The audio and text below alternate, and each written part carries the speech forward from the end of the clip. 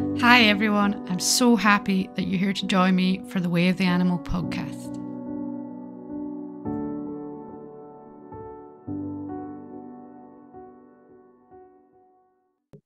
On today's podcast, I've got my good friend Eve, and we've been talking back and forwards about getting Eve on the podcast. And we thought actually a great way to start it would be talking about what our animals or animals we've met have taught us. So, welcome, Eve. Hello, how you doing? I'll try not to swear. Yeah, good. And Eve, you can't see her because obviously it's not visual podcast, but all her dogs are like, here, let me help. Oh, no, all except the collie. The collie is led on the floor with the ball, and she's just doing her little collie rah rah rah down That's on the because floor. collies are the best. Well, we have to agree to disagree because I'm pretty certain spaniels are the best. I think that definitely says something about her personality, so. Yeah, you like the chaos. Apparently, I like the sort of nervous chaos. I don't know. Oh dear. I don't know what it is. Well, the thing is, if you actually went by that, what's the one we got multiple personalities. So I've got the terrier, I've got the collie, I've got the collie cross. Oh no, not now. I've got the Jack Russell cross, and I got the spaniels, and then I've had the lurchers. But if you add them all together, literally they're all completely different types of dogs. Yes, they are. But that kind of shows you how the dog, like, doesn't matter what breed, but the dog will show up that is for you in that moment, whether you Oh, want it or not. without a doubt. Although Dot, I should never have had Dot, although I'm glad I did because she's a little baby Bran. No, I okay. mean, she's the less serious Bran. She's more of a spaniel. Yes, she's the non-collie spaniel, so she's not like the collie. Okay. She she does massively collie things. So Bran basically taught her to go to the water's edge, stop the spaniels going in, and so she does that, but she doesn't know why she's doing it. So Bran had a reasoning behind it, and he obviously tried to stop Pooh or Finn going down into the water. The dogs are just, they are what they are. They kind of. I don't. To be honest, I don't know what I'd do if I didn't have the dogs. I can't imagine a life without having a that chaos or a that stability. You know. Chaos and stability. I love it. But it is, isn't it? It's comforting. You've got the dogs, even when they're at their most manic, they're there. They're always there. They react the same until you train them out of it, or not, in my case. But this is the other thing. I mean, I tear my hair out when everyone's doing different things and being stupid and stuff. But I can't imagine just having one. You remember Brinkley? Yeah. For you, so You barely for had you, Brinkley. He was his own entity. He was just like, yeah. I think he owned you. yes, massively. I mean, but with you, he was a completely different dog. He's like, oh, Yeah. yes, okay, right, okay, yeah, Oh, yeah, that's the rules. Yep, I'll obey them, no problem. I yeah. remember when I left him in the car. I went to a friend's house. She's like, he didn't chew your car? I'm like, no, why would he chew my car? Well, he did mine. I think he ate too.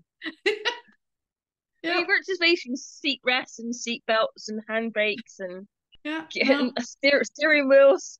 I'd look out the window and he'd just be lying on the driver's seat, like looking out the window, waiting for me to come back. That was it. Oh, you knew so little then. Yes. Yeah, do you think Brinkley taught you a lot? Oh God, I mean now, it retrospectively, definitely, but at the time it was like, I mean, you remember were we going to Knock Hill? And Yeah. I'm like, oh, we really, really need to leave. And we need to be on time, or we can't be late. And so what did I do? Let the dog off. Let the terrier off of Let his the lead. terrier off. He was renowned for running off. I think it was kind of dark, early morning dark too.